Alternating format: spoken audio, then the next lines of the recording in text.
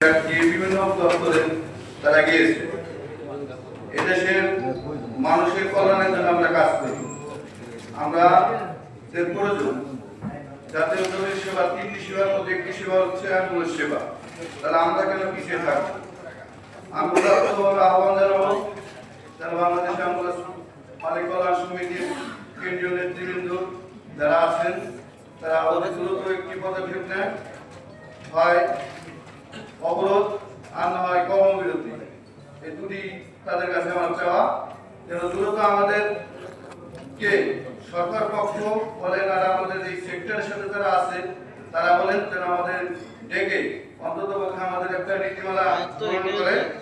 এছাড়া আরেকটি আমাদের দাবি দেওয়া আছে দীর্ঘদিনের, সেটা হলো রাস্তাঘাটে নির্বিঘ্নে অ্যাম্বুলেন্স চলাচল। ইউটিউবে আমরা দেখতে পেরেছি